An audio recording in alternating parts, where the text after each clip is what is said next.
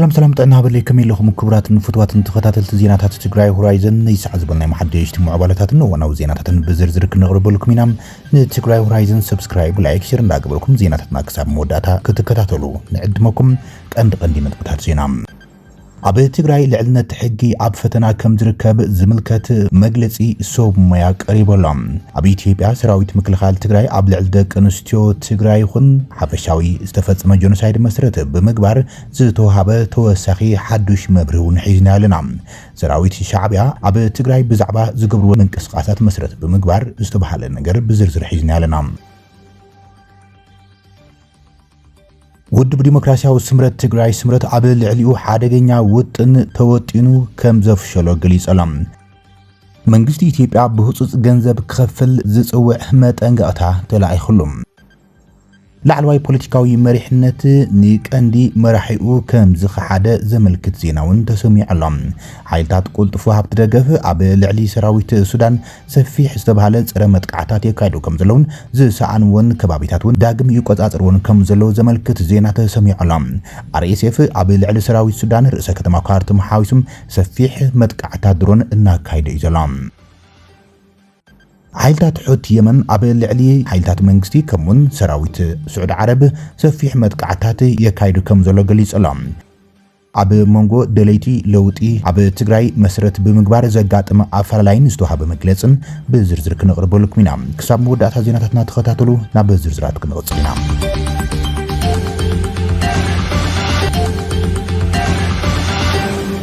ኣብ ትግራይ ልዕልነት ሕጊ ኣብ ከቢድ ፈተና ወዲቑ ከም ዝርከብ ተገሊጾም ኣብ ትግራይ ልዕልነት ሕጊ ኣብ ፈተና ይዝርከብ ክብሉ ማሕበር ዓቀብቲ ሕጊ ትግራይ መግለጺ ኣውፅመሎም ማሕበር ዓቀብቲ ሕጊ ትግራይ ኣብ ዘውፅኦ ወናዊ መግለጺ ኣብ ትግራይ ሕጊ መንግስታዊ መንግስቲ ብዘይምህላው ምኽንያት ልዕልነት ሕጊ ይገሃስን ሰብኣዊ መሰላት ዜጋታት ይጠሓስን ከም ዘሎ ገሊጾም ጽዕንቶ ኣብ ልዕሊ ዓቀብቲ ሕጊ ዝምልከት ዓቀብቲ ሕጊ ሞያዊ ነጻነቶም ተገፊፎም ብፖለቲካዊ ጽዕንቶን ስጋኣትን ስራሕቶም ብግቡእ ከይካይዱም ይግበሩ ከም ዘሎ ገሊጾም ዜጋታት ብዘይ ሕጋዊ መንገዲ ምእሳርን ምስዳድን ከምውን ምቕታልን ዝኣመሰሉ ተግባራት ይፍጽሙ ከም ዘለውን ትካላት ፍትሑን ካብ ሕጊ መንግስታዊ መስመር ወጻይም ይንቀሳቐሳ ከም ዘለዋ እቲ ማሕበር መልኪቶሎም ሕጊ መንግስታዊ ኣዋጅ ተባሂሉ ብህወሓት ዝመርሖም ክልላዊ መንግስቲ ዝወፀ ኣዋጅ 366 ዝባር 2016 እውን ብዝምልከት ኣብ ልዕሊ ትካላት ፍትሒ ኣሕዲርዎ ዘሎ ጽዕንቶ መስረት ብምግባር እውን ተቃውሞ ሰሚዖሎም ኩሎም ኣካላት ፍትሒ ሕጊ መንግስታዊ ሓላፍነቶም ብምኽባር ንኣዋጅ 366 ዝባር 2016 ተገዛእቲ ክኾን ሕጋዊ ስርዓት ክረጋግጽንም ድማ ጻውዒት ተቕሪቦምሎም እቲ ማሕበር ልዕልነት ሕግን ሰብኣዊ መሰላትን ምኽባር ብሰላማውን ሕጋውን መንገዲ ዝገብረ ቃልሲ ኣጣናኺሩ ከም ዝቕጽል ድማ ኣፍሊጦሎም ኢትዮጵያዊ ጀነራል ሰራዊት ኤርትራ ኣብ ትግራይ ብዛዕባ ዝፈጸሞም ኮነ ተባሂሉ ዝተሰርሑ ገበናት መስረት ብምግባር ዝርዝር ሓበሬታ ተዛሪቦሎም ኣብዚ ሕዝዋን ኣብ ኬንያ ኣምባሳደር ኢትዮጵያ ኮይኑ ዘገልግል ዘሎ ጀነራል ባጫ ደበለም ሰራዊት ኤርትራ ኣብ ትግራይ ኣትዩ እንተሎም ግዜ ነይርዎ ብዙሓት ገበናት ይፍጽም ነይሩ ብምባል ኣዘራራቢ ክስ ቀሪቦሎም ሓደ ካብ ላዕለዎት ኣዘ ሰራዊት ኢትዮጵያ ዝነበረ ኣብዚ እዋን እዚ ድማ ኣምባሳደር ኮይኑ ዘገልግል ዘሎ ጀነራል ባጫ ደበለም ሕዚ ተወሊዑ ዘሎ ውዒ ፖለቲካዊ ውጥጥ ስዒቡን ናብ ሚድያታት ቅልቅል መዋል ጀሚሮሎም መንግስቲ ኤርትራ ምስ መንግስቲ ኢትዮጵያ ናብ ጎንፂ ከኣቱ ዝከኣለም ተኸሊፈ ብዝብል ሕርቃን እዩ እዚ ድማ ምኽንያቱ ስምምዕነት ፕሪቶሪያ ከም ዝኾነ ኣብ ትግራይ ኩናት ንምንታይ ደው ኢሉ ካብ ዝብል ጉሃይ ዝተበገሰ ከም ዝኾነ ጀነራል ባጫ ደበለ ገሊጾሎም መንግስቲ ኢትዮጵያ ምሳና ሓቢሩ ኣብ ልዕሊ ህወሓትን ህዝቢ ትግራይን ወራር ከፊቱ ዝነበረ ኮይኑ እዚ ንኸይዕወት ስለ ዝገበረና ድማ ተኸሊፍና ዝብል ቆጣም ብወገን መንግስቲ ኤርትራ ከም ዝተበገሰም ኣነፂሮሎም ጀነራል ባጫ ብዛዕባ ጽምዶ ርክብ ኢትዮጵያን ኤርትራን ካበይ ናበይ ኣምሪሑ ዝብል ኣብቲ ቃል ምሕተት ዘቃልዐት ጀነራል መንግስቲ ኤርትራ ንህወሓት ምጥፋእ ተሃኒዱ ይመጽ ነይሩ እዚ ንምግባር ወተሃደራዊ ዓቕምታትና ኣዋዲድና መቐለ ክነኣቱ ክንብል እንከለና መንግስቲ ህጹጽ መብርሂ ይሂብና ፕሪቶሪያ ስለ ዝተፈረመ ህወሓትን ክድሕን ክኢለሎ ክብል እዩ እቲ ጀነራል ገሊጾም ህወሓት ክጠፍእ ብዘይምኻሉ ኣብ መንጎ መንግስቲ ኢትዮጵያን ኤርትራን ዝነበረ ርክብ ክብተኽ ክኢሉ ዝበለ ጀነራል ባጫ ደበለም ትግራይ ብዘይ ምጥፋእ ኣብ ኣስመራ ዘሎ ሓይሊ ከም ዝኾረ እዩ ገሊጽዎ ዘሎ ንትግራይ ክንብል ኣስመራን ዘሎ ሓይሊ ኣኾሪና ኢና ዝበለ እቲ ጀነራል ኣብ ህይወተይ ከም አብይ አሕመድ ዝበለም ሩሩ ሓላይ መንግስቲ አጋጥሚኒ ይፈልጥኒ ብምባሉን ንቀድማይ ሚኒስትር አብይ አሕመድ ብቃላት ከመጉሰን ክሽልሞን ተራእየሎም ንድሕሪት ምልስ ብምባል እቲ ኣብ 2013 ዝነበረ ኩናት ዝነበረ ኣሰላልፋ ምስ ኤርትራ ዝተገበረ ስምምዕነትን ሚስጥራዊ ምንቅስቃሳትን ኣቃሊዑሎት ኣምባሳደር ሰራዊት ኤርትራ ምስ መንግስቲ ኢትዮጵያ ናብ ቅርሕንቲ ዝኣተው ድማ ወያነ ሰባሃለ ተመን ከይጥፋእኹም ከመይልኩም ናብ ስምምዕነት ክትመጹ ዝብል ወጣዕዮም መልዕሎም ዝበለት ኣምባሳደር ሻዕብያ ትግራይ መሊና ስለዘይጥፋእናያም አይነ ክንድቅሲና ኢሎምና ይዝብል ኣብዝዋን ኣብ መንጎ ህወሓትን ሻዕብያን ተፈጢሩ ዘሎ ጽምዶ ዝብል ርክብ ስዒቡ ዝቃለ ምሕት ዝሃበ ጀነራል ባጫ ደበሌ ኣስመራ ዘሎ ሓይሊ ኣብ መቐለን ዘሎ መሪሕነት መሓዝ ክኾን ኣይክልን መንግስቲ ኤርትራን ኣብ ልዕሊ መሪሕነት ህወሓት ዝዓለሙ ውዲት ተትፈልጥ ነራ ዕዳጋ ኣይመወፀትን ነራ ክብል እዮም ንህወሓት ነቒፎም ስትራቴጂያዊ ብዝኾነ መንገድን ብደረጃ ፖሊስን መንግስትን ሰራዊት ኤርትራ ከም ዝኾነ ኣብ ልዕሊ ደቂ ኣንስትዮ ብሓፈሻ ኣብ ልዕሊ ህዝቢ ትግራይ መጠነ ሰፊሕ ግሰት ሰብኣዊ መስላትን ገበናትን ፈጺሙ እዩ ብምባል እዩ ከሲስዎ ዘሎ ያለው መንደር ነው። እኛ ወያኔን ፍለጋ ብርሃኖ 8ቱን ወር በሙሉ ወታደሮች ልብሳቸው አልቀው ሱሪውን ቦላሌውን ቁምጣ አድርገው ይሄ ቡትስ ጫማ አፍንጫው ጠቅላላ ምንድነው አልቆ የአምባዛ አሳ አፍ ይመስላል። ካልሲ የለው ፓንት የለው 8 ወር ሙሉ ጊዜ የነበረው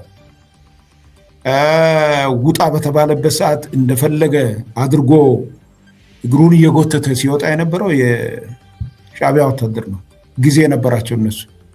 እንደገና ደግሞ የተቀመጡት በዚህ የአልጀርስ ስምምነት ዲማርኬሽኑ ባይኖርም ለኤርትራ የተወሰኑ ድንበር ላይ ነው የተቀመጡት። እንደውም ትንሽ ኤክሲድ አድርገዋል ወደ ውስጥ እዛ ነው የተቀመጡት። ከዛ እየተነሳ አልመዳንን በዚህ በአዲግራት ያለውንም ሌሎች ቦታ ያለውንም ህዝቡንም የመድፈር ሁሉን ነገር ለማድረግ ጊዜ ነበራቸው። ተኮልፍና ኮሱ ነው ያን ስላስቀረኮ ነው ፕሪቶሪያ ተኮልፍና የተባለው። አመለጠን እንቅፋት ፈጠሩ የተባለው ተኮላሽብን እቅዳችን የተባለው ለዚህ ነው። እኔ የኤርትራ ወታደሮችን በደንብ አድርጌ ነው የማውቀው። በደንብ ያኔም ተወደደም ተጠላም እዛ ከገቡ በኋላ እናገኛቸዋለን። አትሊስት ይሄ እንደዚህ አይነት ነገርን እንዲያቆሙ ይሄ ብቻ እኮ አይደለም። ይሄ ትግራይ ሴቶችን የመድፈር የመግደል የመዝረፍ እኮ ምን ስኒ ያልቀረም እኮ ሲወስዱ ይሄ መሽረፊት የለም እሱ አስመራ ውድብ ዲሞክራሲያዊ ስምረት ትግራይ እቲ ውድብ ንክፈርስ ኣብ ልዕሊ ተወጢኑ ነይሩ ዝበሎ ሽርሒ መሰረት ብምግባር ኣቃሊዕሎም እቲ ውድብ ኣብ ዘርግሖ መግለፂ ኣንጸላልዩ ዝነበረ ናይ ጥፍኣት ሽርሒም ኣፍሽለየለኹ ክብል ገሊጸሎም። እዚ ከምዚ ኢሎም ከሎ ህወሓት ንምውጋድ እውን መንግስቲ ፌደራል ይኹን ማሕበረሰብ ዓለም እጃሙ ክጻወት ንጽውዕ እውን ኢሎም። መንግስቲ ፌደራል ኮነ ማሕበረሰብ ዓለም ውድብ ስምረት ነቲ ጸረ ሰላምን ጠንቂ ዘይምርግጋዕን ዝበሎም ህወሓት ንኽውገድ ጻውዒት ተቕሪበሎም። ኣብ እዋናዊ ጉዳያት መሰረት ብምግባር መግለፂ ዘርግሐ ስምረት ንመላእ መንእሰያትን ህዝቢ ትግራይን ዝጸውዖ ኮይኑ ትግራይ ሰላም ንኸይትኹን ዘዕንቅፍ ዘሎም ኣብ ትግራይ ዘሎ ስልጣን ብሓይሊ ተቆጻጺሩ ዘሎ ጉጅለ ክብል ገሊጾሎም። ንመሪሕነት ህወሓት ንምእላይ ኣብ ዝግበር ቃልሲ ኩሉ ክረባረብ ይጻውዒ ተቕሪቡ ዘሎም። አዲስ አበባ ከኣቱ ዝብል ዘሎ ሓይሊ ህወሓት ቀንዲ ዋኒኑ ትግራይ ሓረብ ምውፃእ ዘይኮነ 4 ኪሎ ምቁፅፃር ከም ዝኾነ ዘመልከተ ውድብ ስምረት ንወንበር ዝግበር ቃልሲ ካብ ምድጋፍ መንእሰያት መቆስቆስ ሓውን ከይኾኑ ተሓሳሲቦም። ስምረት ብዝብል ሓፂር ሽም ናብ ፖለቲካ ኢትዮጵያ ተጸምበረ ውድብ ብነበራት መራሕቲ ህወሓት መሰረተ ኮይኑ ዝኣረገን ዝበሉ መሪሕነት ንምእላይ ይንቀሳቐስ ከም ዘሎ ይዝገለጽ። ህወሓት ድሕሪ ኩናት ትግራይ ናብ ክልተ ምምቃል ስዒቡ ኣብ ግዜያዊ ምሕዳር ትግራይን ከይተረፈም ቅልውላዋትን ከበድቲ ኣፈላላያትን ዝጸንሐ ኮይኑ ጌታቸው ረዳ ቀፂሉ ድማ ንጀነራል ታደሰ ወረደም ካብ ስልጣን ብምእላይ ህወሓት እቲ ተወዚፉ ዝነበረ ዝበሎ መንግስቱ ዳግም ናብ ስልጣን ከም ዝመልሶ ዝፍለጥ እዮም። ዲሞክራሲያዊ ስምረት ትግራይ ኣብ መግለፂኡ ትግራይ ናብ ሲኦል ተቀይራላ ዝበሎ እንትኸውን ኣብቲ መግለፂ ስምምዕነት ፕሪቶሪያ ከይትግበር መሳናኽን ኮይኑ ዘሎም ህወሓት እውን ኣብ መግለፂኡ ብተደጋጋሚ ነቒፎም። ሕዚ መራሕቲ ህወሓት ዝግበር ዘሎ ዕንድራዊ ኩናት ናብ ኣዲስ ኣበባ እምበር ናብ ምውሓስ ሉዓላውነትን ሕገ መንግስታዊ ግዝኣት ትግራይን ከም ዘይኮነም ብዕሊ ገሊጾሎም። ስምረት በዚ ምክንያት ተፈጥሯዊ ባህሪ ናይቲ ጉጅለ ካብ ኩናት ወፃኢ ዘይነብር ምስ መስርሕ ሰላም እውን ክቃዶ ዘይኽእል ከብድን ሕቆን እዮም ክብል ገሊጽዎሎም። እዚ ጸረ ሰላም ሓይሊ ዝበሎ ንህወሓት ስልጣን ካብ ግዜያዊ ምሕዳር ብሓይሊ ካብ ዝሕዝን ድሓር ብምኽሪ ሻዕብያ ዝወፅኦም ሕግታት ይኹን ውሳነታት ነቲ ዓፋናይ ፀረ ህዝቢ መንነቱ ይረጋጊጹም ጉጅለኣዊ ረብሑ ንምሕላው ብዓይኒ ዕሙተይ ናብ ምሉእ ዓፈና ስርዓት ኣትዩ ህዝቢ ትግራይ ኣብ ገዛእ መሬቱን መውፅን መእተውን ኣስኢኑ ከተማታት ዕንዩ ገጠራትና ኣባዲዮም መንእሰያት ኣልቦ ገይርዋሎ ትግራይ ክብል ገሊጾሎም። ኣብ ከቢድ ፖለቲካውን ዲፕሎማስያውን ስዕረት ወዲቑ ዘሎ ህወሓት ካብ ህዝብን ማሕበረሰብን ዓለም እናትንጽሎም ኣብ ናይ መወዳእታ ተስፋ ምቁራጽ ዝርከብ እዚ ሓይሊ ዓይኒ ዘውፀ ዘይሕጋዊ ናይ ሽፍትነት ተግባራት ይፍጽመሉ ክብል እዮም ስምረት ከሲስዎ ዘሎ ህወሓት። መናእሰይ ካብ ዓዲ መሃዲሞም ኣደዳ ስደትን ጥሜትን ሞትን ክኾኑም ኣኽኣሉ ሂቦሎ ዝበለ ስምረት ግፋ መንእሰያት እውን ሓድነት ተጋሩ ዝበታትን ኣካይዳ ከም ዝኾነን ኣብ ትግራይ ብህወሓት ዝፍጸሙ ዘለዎ ምንቅስቓሳት ንትግራይ ናብ ሓደጋ ምክፋል ዘእቱ ከም ዝኾነ ስምረት ኣጠንቂቖሎም። መንግስቲ ኢትዮጵያ ዘይተኸፈለ ገንዘብ ብህጹጽ ንክኸፍል ህጹጽ ደብዳቤ በጽሕ ወሎም ኣብ ቀረባ እዋናትን ዜጋታት ኢትዮጵያ ካብ ግዛኣቱ ዘባረረ መንግስቲ ደቡብ አፍሪካ እቲ ንክስጎጉ ዝገብር መስርሕ ንክሳለጥ ዘውጻኹ ወጻኢታት ይከፈለኒ ዝብል ኣዘራራቢ ሕቶ ቀሪበሎም ዜጋታት ኢትዮጵያ ናብ ሃገሮም ኣብ ምምላስ ዘውጽኡ ወጻኢታት ክምለሱ ዝሓተተም ክምለሰሉ ዝሓተተ መንግስቲ ደቡብ አፍሪካ ኣብዚ ዓመት እዚ 19,000 ሰባት ካብ ሃገሩ ከም ዘባረረን ዶባት እቲ ሃገር ከም ዝሰገሩ በዓል መዚ ምሕደራ ደቡብ አፍሪካ ገሊጾሎም 83,000 ካብኣቶም ሰነዳት ዘይብሎም ኮይኖም ዝተረኸቡ ብመንገዲ ኣብ ምዕራባዊ ጆሃንስበርግ ዝርከብ ማእከል ምምላስ ሊንዳላ ዝተሰጎጉ እዮም ኢሎም ይኹን እምበር ክፍሊ ጉዳያት ውሽጢ ሃገር ናብ ሃገሮም ምምላስ ካብቲ ዝነበረ በጀት ብ5 ዕፅፍ ንላዕሊ ከውፅእ ተገዲዶም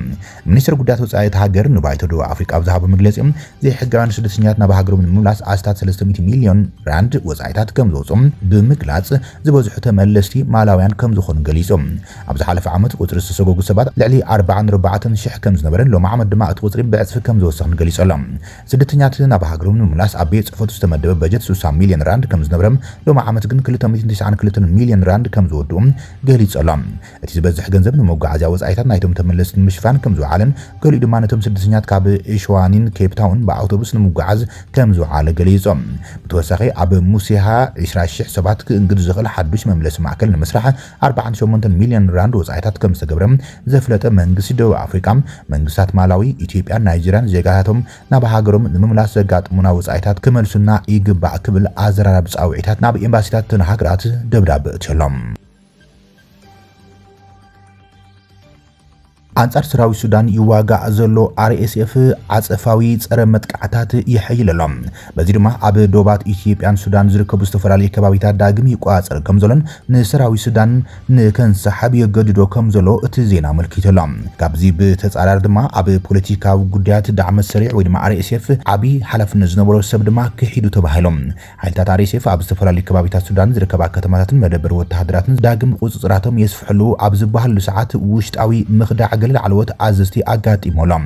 ኣባል ቤት ምክሪ ፕሬዚደንት ኮይኑ ዘገልግል ዝነበረ ሐመድ መሐመድ ሐሚድ ከሊፋ ኣመሓዳሪ ኩርድፋን ብ12/26 ኣብ ቴሌቪዥን አልዓረቢያ ብምቕራብ ካብ RSF ከም ዝሃደመ ኣፍሊጦሎም እቲ ድማ ንፈለማ ግዜ ዘይኮነስ ኣብ ውሽጢ ሓይሊ RSF በተደጋጋሚ ገለ ለዓለወት ኣዘስቶም ካብቲ ትካል ወጽዮም ናብ ሰራዊት መንግስቲ ሱዳን ኢዶም ይህቡ ከም ዘለውም እናተገለጸ መጽዮም እዚ ድማ ለዓለወት ሓለፍቲ እናዛይደ ዝኸይድ ዘሎ እንትኸውን ቅድመ ዋርሕ ኣቢሉ ምኽዳዕ ጀነራል አልጉባ ሲዕቡን ካብቲ ሓይሊ ዝወጹ ዘሎ ለዓለወት ኣዘስቲ ሰራዊትን ፖለቲካዊ ጉዳያትን እናወሰኸ ዝኸይድ ዘሎ ንልዕሊ 3 ዓመታት ኣብ ዝግበር ዘሎ ውግእ RSF መብዛሕትኡ ዳርፉርን ኮርዶፋን ክቋጽር እንከሎ ሰራዊት መንግስቲ ድማ ኣብ ሰሜናውን ምብራቃውን ሱዳን ከምኡን ማእከላይ ሱዳን ብሰፊሑ ተቆጻጺሩ ከም ዝርከብ ዝፍለጥ እዮም እዚ ከምዚ እንከሎ ሓይልታት RSF ኣብ ልዕሊ ሰራዊት ሱዳን ሰፊሕ ኦፕሬሽናት ጸረ መጥቃዕቲ አንጻር ሰራዊት የካይዱ ከም ዘለው ተገሊጾሎም በዚ ድማ ዳግም ሲኢንወን ዝነበረ ከባቢታት ብፍላይ ኣብ ግዛኣት ቡልናይል ዳግም ይቆጻጸር ከም ዘሎ ተገሊጾም እዚ ድማ ሰራዊት ሱዳን ኣብ ግዛኣት ኮርዶፋን ዝገብሮ ዘሎ ምስፍሕፋሕ አንፈቱ ንምቕያር ዝዓለመ ከም ዝኾነ እዩ ዝግለጽ ዘሎ ሓይልታት RSF ድማ ኣብ ልዕሊ ርእሰ ከተማ ካርቱም ሓዊሱ ብሰራዊት ሱዳን ኣብ ዝቆጻጸሩን ከባቢታት ከቢድ ሰብ ኣልቦ ነፈርቲ መጥቃዕታት እናካየደ እዮም በአንጻሩ ወተሃደራዊ ምክልኻል ኣየር ሱዳን ድማ ኣብ ግዛኣታት ካርቱም ግዛኣት ቡልናይልን ዝርከቡ ሲቪላዊ ከባቢታት ኢላማ ንምግባር ዝሃቀና መጥቃዕታት RSF ከም ዘፍሸለ ይገልጽ ኣሎ ሓይልታት RSF ንካርቱም ኣብ ኮርዶፋን ዝርከብ ኤል ኦበይድን ከምኡን ከተማታት ሰሜን ሱዳን ኣጥባራን ኤልዳማርን ብበዝሒ ሰብ ኣልቦ ነፈርቲ ኢላማ ከም ዝገብረም ሓደ ወተሃደራዊ ምንጪ ገሊጾሎም ኣብ ሰሜን ካርቱም ኣብ ዝርከብ ከባቢ ኤልደራሻባ ኣብ ስግግር ሩባ ኣባይ ኣብ ሰገር ሩባ ኣባይ ክልተ ሰብ ኣልቦ ነፈርቲ ሓደ መስጊድን ኤሌክትሪካዊ ትራንስፎርመርን ንኽወቕዓ ኣብ ዝንቀሳቐሳሉ ከም ዝወቕዐን ገሊጾሎም ብኻልእ ወገን እውን እተን ድሮናት ኣብ ከባቢታት ካርቱም ግዛኣት ሩባ ናይልን ዝርከቡ ሲቪላዊ ከባቢታት ንምጥቃዕ ዝዓለማ ከም ዝነበራን ብፍላይ ምክልኻል ኣየር ሱዳን ንመጥቃዕቲ እተን ድሮናት ንምክልኻል ከም ዝተዋግአ ገሊጾሎም ክሳብ ሕዚ ብዛዕባ ዝተፈጠረ ሰብኣዊ ጉድኣት ወይ ዝወረደ ንብረታዊ ጉድኣት ዘረጋግጽ ሓበሬታ የለን RSF ብዛዕባ እቲ ዘካየደ ዘሎ ሰፋሕቲ መጥቃዕታት ሰብ ኣልቦ ነፈርቲ መሰረት ብምግባር ብዝርዝር ዝሃቦ መግለጽ የለን ብመሰረት ሱዳን ኒውስ እተን ድሮናት ኣብ ዝተወንጨፋ ኣለዋን RSF ኣብ ከባቢ ኮርዶፋን ኣብ ብዙሓት ግንባራት ስዕረት ኣጋጢሙ እኳ እንተነበረም ብኣንፈት ግዛኣት ቡልናይል ግን ሰፋሕቲ ትሕዝቶታት ይሕዝ ከም ዘሎ ኣመልኪተሉ እቲ ዜና እቲ መጥቃዕቲ ድሮናት ድሕሪ ኣብ ግንባራት ዝተመዝገበ ኪሳራታት ሞራል ተዋጋእቲ RSF ንምትባዕ ዝወሰደ ስጉምቲ ክኸውን ከም ዝኽእል ዝግለጽ ዘሎ ኮይኖም ሰራዊት ሱዳን ኣብ ከባቢ ኮርዶፋን ወተሃደራዊ ስርሒታቱ እናስፋሕፍሕ እዩ ዘሎ ሰራዊት ሱዳን ኣብ ግዛኣት ኮርዶፋን ዳግም ትሕዝቶታቱ ንምስፋሕ እኳ ይንቀሳቐስ እንተሃሎም RSF ድማ ብጸረ መጥቃዕቲ ኣቢሉ ኣብ ግዛኣታት ቡልናይል ሓይል ሰፋሕቲ ከባቢታት ዳግም ናብ ኢዱ እቱ ከም ዘሎም ሰራዊት ሱዳን ድማ ስልታዊ ዝተባሃለ ምንስሓብ ካብ ዶባት ከባቢታት ኢትዮጵያ የካይዱ ከም ዘሎ ዘመልክት ዜና የተሰሚዑ ዘሎም ሓይልታት ሑቲ የመን ኣብ ልዕሊ ሰራዊት ስዑድ ዓረብ ከቢድ መጥቃዕቲ ከም ዘብጽሑ ገሊጾም ግብረ መልሲ ክብሉ ምዃኑ ዕላው ዝገብረ መንግስቲ የመን ድማ ኣብ ልዕሊ ሓይልታቱን መሻርክቶምን ጉድኣት ከም ዝበጽሐ ገሊጾም እዚ ኣብ ዞባታት ማሪብን ሓድራሙትን ዝርከቡ ማዓስከራት ብባላስቲክ ሚሳይላትን ድሮናትን ሑቲ ተወቂዖም ዘሎም እቲ ስጉምቲ ሞትን መወጋዕትን ብዙሓት ኣባላት ሰራዊት የመን ከም ዘሰዓበ ከምኡን መሻርክቶም ኣባላት ሰራዊት ስዑድ ዓረብ ከም ዝተቐተሉ ዘመልክት ዜና እዩ ወፂኡ ዘሎም ብወገን መንግስቲ የመን ተኸዲዕና ኣለና ክብል እዩ ገሊጾም እቶም ብኢራን ዝገፉ ሰሜናውያን ምዕራብ የመን ዝቋጽሩ ዕጡቃት ሑቲን መጥቃዕቲ ይዳለውን ዝነበሩ ገዚፍ ወተሃደራዊ ሓይሊ ስዑድ ዓረብ ኢላማ መጥቃዕቲ ከም ዝገበሩ ገሊጾም እቶም ብኢራን ዝድገፉ ሓይልታት የመን ኣብ ዝቋጻጽርዎም ከባቢታት ኣብ ልዕሊ ዝንቀሳቐሱ ሓይልታት መንግስቲ የመንን ከምኡን መሻርክቶም ስዑድ ዓረብን ሓያሎ መጥቃዕትያት የካይዱ ከም ዘለዉ ዝፍለጥ እዮም እዚ ከምዚ ኢሉ እንከሎ ምስ ስዑድ ዓረብ ርክብ ዘለዎን ኣብ ልዕሊ ዝበልዎን መራኸቡን ኣብ መስመር ቀይሕ ባሕሪ መጥቃዕትያት የካይዱ እዮም ኣብ መንጎ ደለይቲ ለውጢ ትግራይ መሰረት ብምግባር ዘጋጠመ ኣፈላላይ መሰረት ብምግባር ድማ ናይ ቅዋም መግለጺ ተዘርጊሕሎም ኣብ ሓራ መሬት ዝርከቡ ኣመራርሓ ዞባ ደቡብ ንቤት ምክሪ ሰላምን ለውጥን መሰረት ብምግባር ኣፈላላይ ከም ዘሎም ብወግዒ ገሊጾም ኣሎም ህዝቢ ትግራይ ዘካይዱ ናይ ምኽተ ቃልሲ ንዑ ስዒቡ ዝተኸፈለ ከቢድ መስዋዕትን መሰረት ብምግባር ክልቲኦም ሓይልታት ናብ ድርድር ብምምጻእ ውዕሊ ፕሪቶርያ ክፍረም ተኻኢሉ ብምባል ዘዘኻኽረት መግለጺ ድሕሪ ምፍራም ውዕሊ ፕሪቶርያ ኣብ ትግራይ ዋላው ካብ ጸግማቱ ግዝያዊ ምሕዳር ተመስሪቶም ናብ ተግባር ዝኣተው እንትኾነ እዚ ግዝያዊ ምሕዳር ዝተዋህቦ ልኡኻት ኣብ ምፍጻምን ውዕሊ ፕሪቶርያ ኣብ ምትግባርን ዓበይቲ ጸገማት ተራእዮም እዮም ነይሮም ኢሎም ናይ ዝቕንዲ ምኽንያት ዝበሎም ድማ ኣብ ትግራይ ዘሎ ዓሌታዊ ጉጅለ ስልጣነይ ተሓዲገ ካብ ስልጣነይ እንተገሊሰ ድማ ንዘጥፋእኽዎ ጥፍኣት ተሓታት ክኸውን ብዝብል ስጋት ንስልጣን ከም መከላኸሊ ገበናቱም ንምጥቃም ብምሕሳብ እዩ ይብል እቲ መግለጺ ኣመራርሓ ዞባ ደቡብ ትግራይ እዚኦምን ካልኦት ምኽንያትን ተሓይዙ ኣነንቲ ዘይሃልዮም ብዝብል ትምክሕቲ ንሙሉእ ፖለቲካዊ ኩነታት ትግራይ ንዓንቀፈ ዝመፀ ህወሓት ከይዱ ድማ ዝተጣየሸ ግዝያዊ ምሕዳር ብናቱ መጋበርያ ዝኾኑ ውስናት ዕጡዋት ተጠቂሞም ክልተ ግዜ ዕልዋ መንግስቲ ኣካይዱ እዩ ዝበለት መግለጺ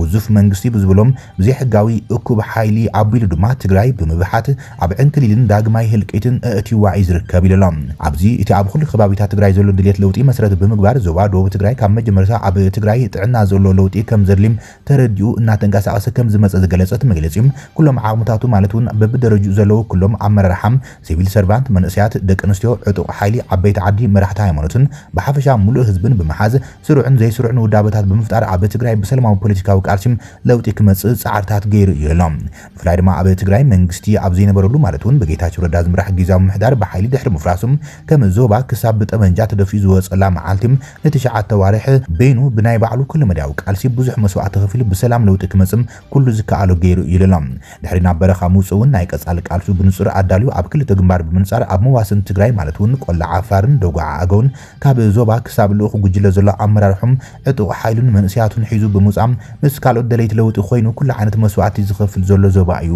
ኢሎም በዚ እውን ይብል እቲ መግለጺ ኣብ ትግራይን ህዝባን ሓቃዊ ዝኾነ ለውጢ ክመጽእ ኩሉ ዓይነት ዋጋ እንዳኸፈለ ዝመጽን ኣብ ቀጻሊ እውን ክኸፍል ዝዳለወን ዞባ እዩ ብምባል ነስዕቡ ኣብ ቀጻሊ ኣብ ትግራይ ክህልዎ ዝኽእሉ ፖለቲካዊ ምትዕርያትን ውዳበታትን ግልጽ ክኾኑሉን ሓሳባትን ርእይቶታትን ክህልዎ ይግባእ ኢሎም እዚ መሰረት ብምግባር ኣብቲ ተጣይሹ ዘሎ ቤት ምክሪ ሰላምን ለውጥን ትግራይ ከም ዞባም ኩሉ ኣመራርሓ ኣብቲ ቤት ምክሪ ክስተኻኸሉ ኢሉ ዝሓስቦም ሕቶታትን ርእይቶታትን ከምኡን ኣብ ቀጻሊ ኣብ ትግራይ ክመጽእ ዝደልዮ ለውጢ ዘለዎ ስክፍታታት ተቕሪበሎም ቀዳማይ ዝበሎ እቲ ዝተጣይሸ ቤት ምክሪ ሰላም ከም ትካል ነቲ ሒዝናዮ ዘለና ቃልስን ኣብ ትግራይ ለውጢ ክመጽእ ዝደልዩ ዝተፈላለዩ ሓሳባት ዘለዎም ሓይልታትን ናብ ሓደ ብምምጻእ ከም መማእኸሊ ኮይኖም ካልኣይ ዝኽእል ውዳበ ምዃኑ ዘጠራጥር ከኣሊ ዝኽእል ውዳበ ምዃኑ ዘጠራጥር ኣይኮነን ከም ዘባውን ምጥያሹ ግቡን ዘይንደራደሩሉን እዩ ይብል ካልኣይ ድማ እቲ ውዳበ ኣብ ሓቋፋይነቱ ኣብ ትግራይ ዘሎ ነዚ ለውጢ ዝደልን ዝቃለስን ሓሳብ ዘለዎን ዝኣከበም ንኹሉ ደላይ ለውጥን ተቓላስን ዘተኣናግድ ክኸውን ከም ዘለዎም ፀዊዖሎም እዚ ከም መበገሲ ወይ ድማ ከም ሽኻል ወሲድካ ድማ ኣብ ተግባብራ ዝምልከት እውን እቲ ውዳበ ገና ካብ መጀመርታ ክሓስብ እንከሎን ነዚ ዝተዳለዉ ሰነዳት ማኒፌስቶ መምርሒ ስነ ምግባር ቀጻሊ ልኡኻትን ዕላማታትን ወዘተም ክሳብ ታሕቲ ብልብን ለውጢ ዝቃለስ ዘሎ ትግራዋይ በብማሕበሩ ክማየጥሉም ነይርዎ ኢሎም ብተወሳኺ ኣብ ኣወኻኽላ ናብዚ ውዳበ ግልጽነት የብሉን እቲ ዝውከል ሰብ ወይ ውዳበ ነዚ ለውጢ ዘለዎ ኩሉ መዳይ ኣስተዋፅኦ ቁርፀኝነት ብግልጽ እናትራእየን እናተገምገመን ክኾን ነይሮም ኣብ አዲስ አበባ ዝካየድ ዘሎ ተደጋጋሚ መድረኻት ነቲ ኣብ ካልእ በረኻታት ዝጋደል ዘሎ ኣመራርሓን ኣካል ንጎኒ ዝገደፈ ከም ዝኾነን ኩሉ ዓይነቱ ኣብ ውሽጢ አዲስ አበባ ዝተኸዓለለን ሙሉእ ትግራይ ኣብ አዲስ አበባ ዘላ ዝመስሎን ናብ ኩሉ ብግልጽ ክርኢ ዘይኽእል ኣካይዳታት ከም ዘሎ ንዕዘበለና ንምይይጥ ዝቐርቡ ኣጀንዳታት እውን ግልጽነት ዘይፈጥሩ ምዃኖም ዓበይቲ ጸገማት እዮም ኢሎም ኣብ ሓቋፋይነት ዘለው ጸገማት ብዝምልከቱ እውን ውዳብኡ ሓቋፋይ ክኸውን ኣሎ ብዝብል ኣይንፈላለን ነገር ግን ብሽም ሓቋፋይነት ዝግበር ዘሎ ውክልናታት ካብ ዝተዓዘብናይ ናይ ለውጢ ኣጀንዳ ዘይብሎም ኣብ ዝግበር ዘሎ ቃልሲ ኣስተዋጽኦ ዘይብሎም ኣብ ናይ ውልቆም ስራሕ ጥራሕ ዝርከቡ ንሕዚ ንገብሮ ዘለና ናይ ትግራይ ቃልሲ ግቡእ ኣፍልጦ ዘይብሎምን ዝመፀ መንግስቲ ኢሎም ዝቕበሉን ኣካላት ዝሓወሰ ኢሎም ብሓፈሻ ኣግባብ ዘይብሎም ውክልናት ምዃኖም ነቲ መስዋዕቲ ኮይኑ ህዝቢ ትግራይ ለውጢ ከኣቱ ኢሎም ኣብ በረኻታትን ከተማታትን ዝቃለስ ዘሎም ናይ ልቢ ደላይ ለውጢ ዘዳኽምን ተስፋ ዘቑርፅን ኢልዎም እዚ እውን ኣብ ከይድን ኣብ ትግራይ ኣቲና ንምስርቶ ንደሊ ስርዓት ብገንኡ ዕንቅፋት ዝፈጥርን ኣፈላላይ ዝውስኽን እዩ ምንቅስቓስ ኢልዎም ዘዋዶ ነዚ ለውጢ ንክመጽእ ምስ መላእ ህዝቡና ተቃለሰ ከም ዝመፀን ይቃለስ ከም ዘሎን ነዚ እውን ምስ ኩሎም ዓቕምታቱ ናብ በረኻ ዝወፅእ ህዝቡን ኣብ አዲስ አበባ ዘይኮነስ ዝበዝሕ ኣመራርሑም መንእሰያቱን ተጋድልቱን ሒዙ ኣብ በረኻ ኣብ ጎኖም ዘይተፈለየም ምስኦም ዝቃለስ ዘሎ ኣመራርሓ ኢለሉ ምምሕዳር ዘዋዶ ነዚ ኣብ ባይታ ዘሎ ሓቂ ብፍሉይ ርኢኻ መፍትሒታት ኣብ ክንዲ ምቕማጥ ንጎኒ ገዲፍካ ዝስራሕ ስራሕቲ ጽባሕ ናይ ባዕሉ ሰዓቤናት ከስዕብ እዩ ኢሎም ኣብ መወዳእታ ድማ ከም ዞባ እዚ ቤት ምክሪ ሰላምን ለውጥን ኣድላይ እኳ እንትኾነም ኣብ ፈጻጽሞ ዘለዎ ዓበይቲ ጸገማት ግን ኣብ ውሽጢ ደለይቲ ለውጢ ኣፈላላይ ዝፈጥሩን ጽባሕ ኣብ ትግራይ ኣቲና ክመጽን ዝደልዮ ለውጢ ዝዕንቅፉን ስለ ዝኾኖም ኣብ ኣመራርሓና ዓበይቲ ሕቶታትን ቅሬታታትን ከም ዘለዎ ተፈሊጦም መፍትሒታት ክቕመጥ እንደሊና ኢሎም ንቐጻሊ ትግራይ ዝጠቅም ኣብ ኩሎም ኣጀንዳት ግልጽነት እናፈጠርካ ካብቲ ልሙድ ናይቲ ጉጅለ መግለጺታት ዝኾኑ ሕቱኽቱኻት ወጻኢ ብምዃን ብልቢ ኣብ ትግራይ ሓቀኛ ለውጢ ንምምጻእ ብፍላይ ድማ ኣብ ዓብይን ኩሉ መድያዊ ጸገማትን ኣትዩ ዝርከብ ህዝቢ ትግራይ ዘድሕን ዝክሕስን ቃልሲ ምግባር የድሊ ብምባል እዩ ኣመራርሓ ዞባ ደቡብ ትግራይ ሓራ መሬት ደጉዓን ቆላን ኣብ ዘርግሕዎ መግለፂ ቋም ብዛዕባ ቤት ምክሪ ሰላምን ብዛዕባቲ ብጀነራል ጻድቃን ገብረትንሳኤ ዝምራሕ ቤት ምክሪ ሰላምን ለውጥን መሰረት ብምግባር ዘርግሕዎ መግለፂ ክቡራትን ፍትዋትን ተኸታተልቲ ዜናታት ትግራይ ሆራይዘን ናይ ሰዓት ዝበልናይ መሓደሽቲ ምዕባለታትን ዋናው ዜናታትን ኣብዛዝምና ኣለና ንምክትታልኹም ነመስግን ሰላም